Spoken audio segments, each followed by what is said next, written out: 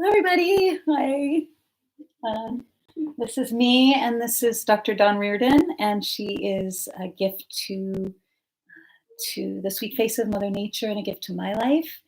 And I asked her to join us tonight on our Real Medicine Talks, and she is a physician, and she has a focus on really bringing a view to mental and emotional health that is from a more holistic stance. And it's a sacred stance, I believe, where we really recognize our humanity and our wholeness and how the world wants to engage in that. So I really appreciate that, Dawn. Thank you. Thank you. For that gift. She also has it's an apothecary in Port Townsend, the Barrowroot Apothecary. So thank you for making the offerings of all the good medicines to the community. So excited. Thank you for being here. I'm so excited about it. And so usually we start with a prayer, right? So, so great and beautiful mystery creator, thank you so much for our lives, and bless all of those in the entire world who are healing right now, and bless those who are crossing and moving into the other world, crossing into your arms and your hands and your care. And please bless all of those who are coming in from the other reality and being born at this time, and that they're coming in, their care, their love, your love being brought to the world through these babies being born. And bless all those who are caring for the babies and the elders and those in between. And please assist and give courage and strength to all those who are bringing food and power and healing to us all. Thank you. Bless the earth and the future of the earth, and may we continue on together in a good way. Thank you. Hope. Amen. So I just wanted to ask you a few questions and just see where your heart is with some things. And so, I was wondering about what real medicine is to you. I mean, the name of the talk is Real Medicine, because I was like, well, real medicine is like so different for different people. And so I was just curious about, like, what is real medicine for you? What does that mean for you?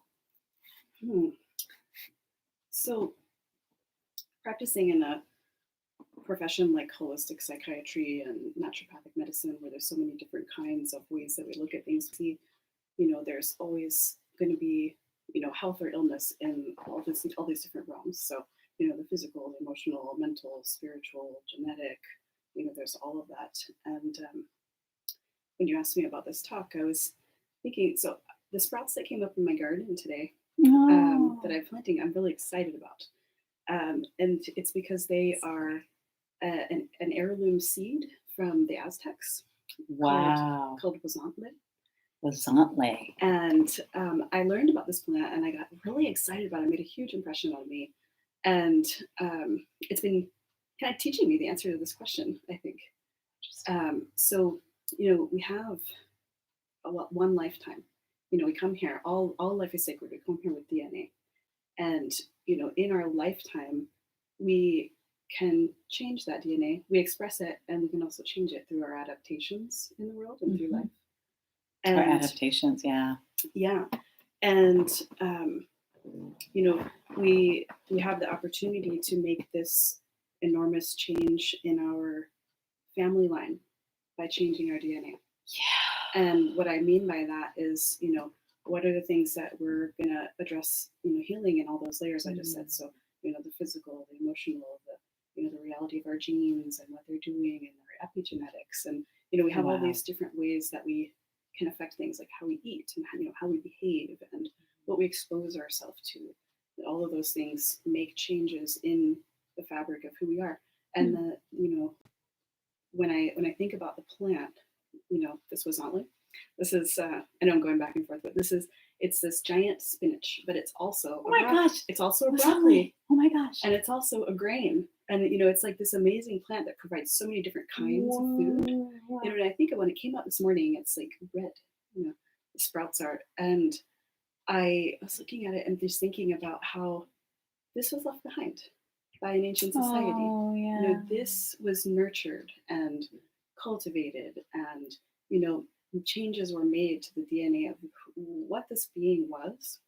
And so that it's coming to us through time, all the way from Aztec culture. We have this spinach, broccoli, grain plant. It's amazing. And it's pink. Spinach, broccoli, grain plant. Yes. Yeah. And so, it makes me think about the ways that we cultivate ourselves in our lifetime. And I think that we ask about real medicine. That's a really important thing.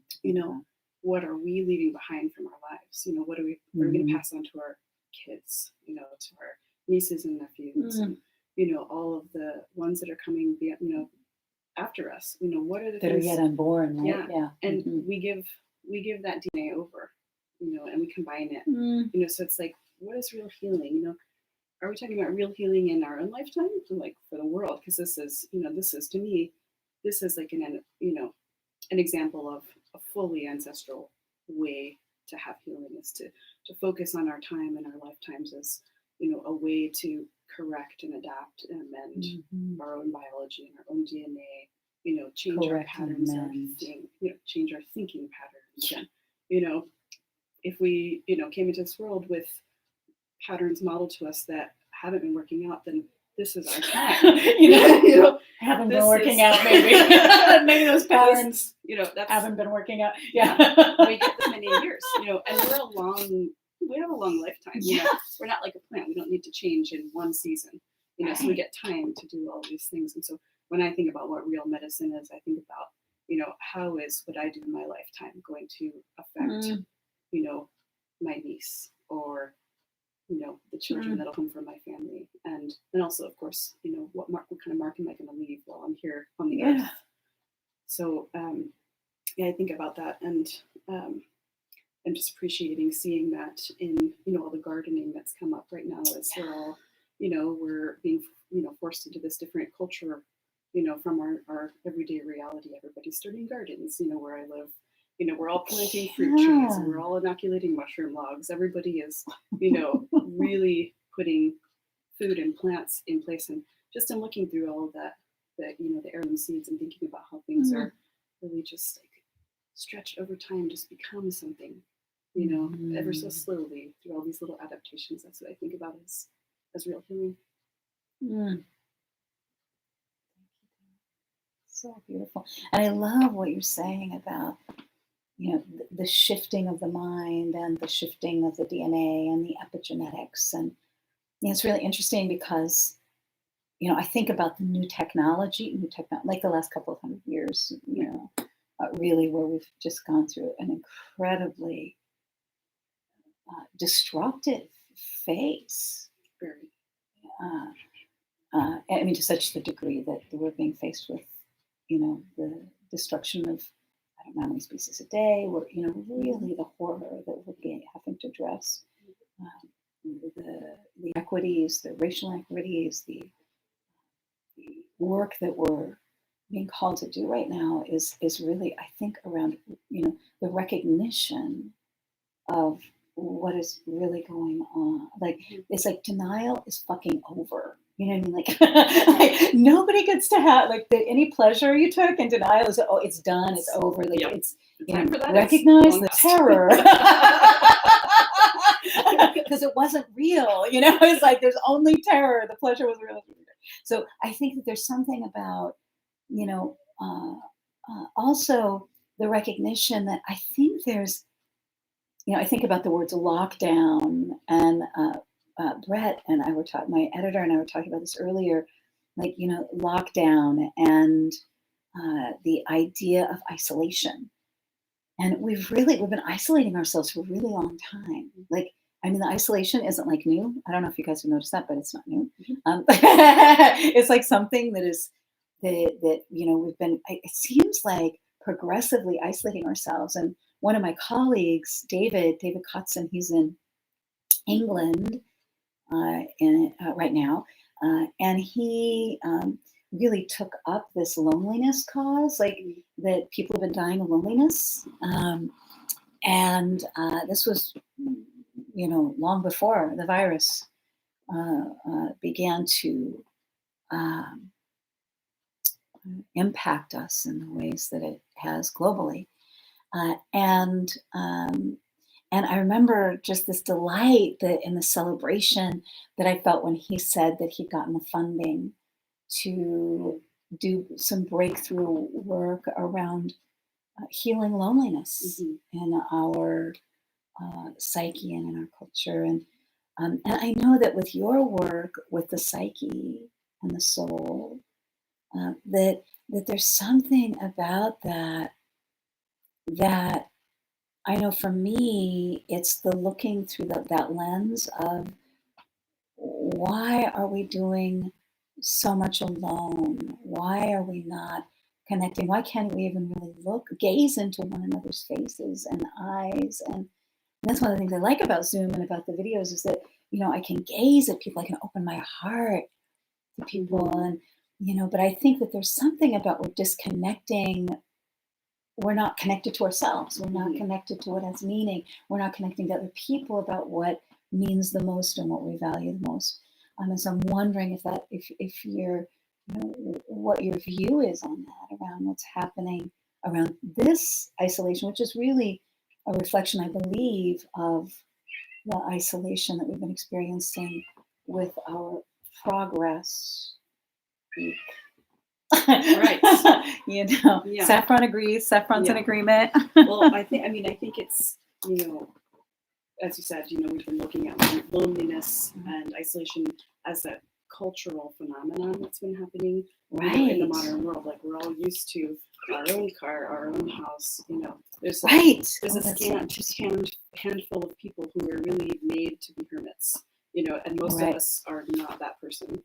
And so I think it's some people are forced into loneliness, some people or aloneness, Mhm. and that's wrong. It's we definitely operate in groups socially, and I think it's interesting how different countries in the world have chosen to deal with um, the pandemic, because some people are saying, oh, okay, let's all be isolated, and then there's some people who are like, let's all get it together, let's have herd immunity. Right there, I've heard that also. It's interesting, like Mhm. there's so many different reactions and actions and reactions that we're all having to this, but yeah, I mean, going back to what I was saying before, it's like, we have this time. I mean, when's the last time any of us had this much time? We weren't full of the busyness and full of the frenetic activity that we all get involved in. And, for me, I'm happy taking this time to work out some things that I really want in my life. So it's like going back to what I was saying in the beginning, we get so much time to make changes. We get so much time to adapt. We get so much time to make a lasting impression on the entire lineage that's going to come after us. So it's like, what is this? What are we going to take this time for? Because a lot of us, got a vacation. Some people are doing, really productive work and making gardens and, Creating, putting out music, doing all these interesting. So we have choices, to do any of those things. So when I think about, I never think of this as isolation. I think of this as time. What a gift of time that we have to be able to make these new things, that we can do. It's beautiful. And so, in regards to I want to read something from the Tao Te Ching because it's really interesting. This is from the Tao Te Ching, and this is a New English version by Stephen Mitchell. And I'm thinking about like what can be calming. What can give us that knowledge that we are connected. And I was talking to Dr. Broderick Riddell the other day, and we were talking about being connected, being corrected, right? Like we need to be connected and we need to be corrected, and but what are we bringing? I was thinking with you today, like what are we collecting? Like what are we, what is it that we want to be close to? And I appreciate what you're saying about we have choice. Like that's such a great, like, of course we have a choice. And I get to choose what my brains are doing, unless I don't have a choice about what my brains are doing. And then I can, I can reach out. I can ask someone else for help. I can, which a lot of us aren't very good at, I can, choose to do something different. I can, pick up a book, right? So I'm going to do that right now. And this is number 43. It says, the gentlest thing in the world overcomes the hardest thing in the world. The gentlest thing in the world overcomes the hardest thing in the world. That which has no substance enters where there is no space. This shows the value of non-action. Teaching without words, performing without actions. That is the master's way. So I think about the gentlest thing in the world overcomes the hardest thing in the world. And the natural thing. And so I'm wondering what could create that sense, or what do you find that gives you that sense of, the gentlest thing that overcomes the hardest thing in the world? I think when faced with such a huge thing like the virus, we have no certainty. Life sometimes gives you a hailstorm, right? And it's going to do what it does. There's always going to be weather, right? So there's going to be hail, there's going to be destruction, but it's going to have a limited amount of time. Oh yeah. So and then what do you do after? Okay, you survey what you have left and count your blessings, and you look at what you have. And I think in a time when we're facing something like this that's changing our entire culture, I think that the quiet thing to do, was that the word you said? The gentle thing to do. Yeah, the gentle that overcomes the hard. Is to look at it as, what gift am I going to bring mankind right now when we're all suffering uniformly? Like, what is the gift? What is my gift that I will bring the world? And that might be calling your friends, because they're all in their homes and maybe they haven't talked to somebody in a while. It's doing those normal things that we all need. It's a natural thing. It's like we are a herd. We need to be heard. We need to be in a herd, and we need to, really give those people the natural thing, which is for us to have love and touch and eye contact and to be connected with. And, that's not something that you do a big show of. It's a normal thing to do. So what is the gift that we bring to meet such a great suffering? It's just a normal, gentle, natural thing to do. Is, connect with people and, looking at, a suffering, what's a time of suffering like this? It's like, what are we going to bring to it, rather than what is it going to take from us? I think that's the question we have to ask. Going to bring to it instead of what is it going to do? Yeah, that's the gentle.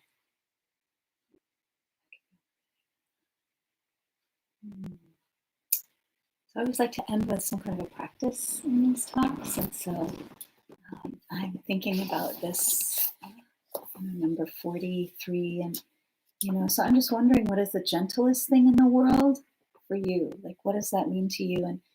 And for me, the gentle and the hard thing is sometimes the same thing.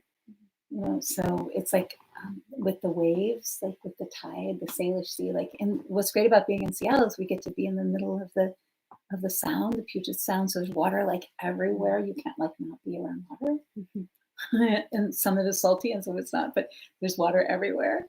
And I just noticed that with the Salish Sea, like the sea comes in and it's this crashing, and it's so, sometimes the whole building will move because of those waves. And then there are times where it's receding and it's the most gentle thing in the world. And it's just in the underbelly and all of the, fruitful, like, and I'll watch crows like lift and, and drop. So I would just wonder, like, if you're able to, if we're able to really witness and receive and have intimacy with our environment, like, what would it show us? And so I wonder if we could notice that during this week. Is there any practices you could recommend on for folks this next week?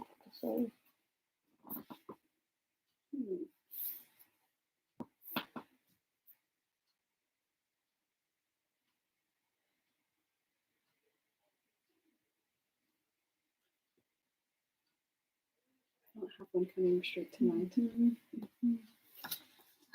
Well, one of the things that comes to mind is your garden. Yes, that is a practice. It's more than a practice. Mm-hmm. Yeah, I mean, I think, in being, intimate with nature, it's pretty simple. You go outside, and that's not an option for a lot of people right now. But what speaks? What do you have inside? That's already speaking. Nature is with us whether we're indoors or outdoors.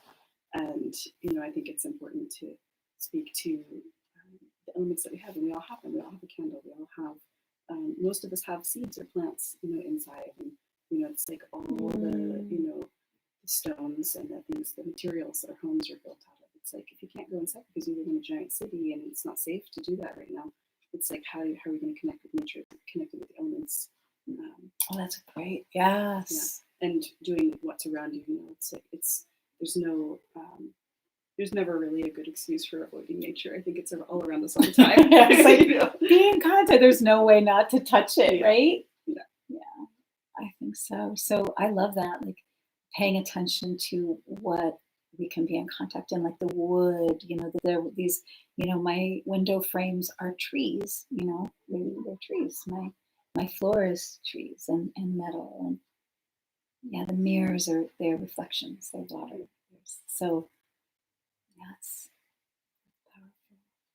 I had a poem I wanted to end with. So thank you so much, Dawn, for being with me and humoring me and being a part of my medicine talk. I'm so grateful. It's like, oh my God. Thank you so much. Gift.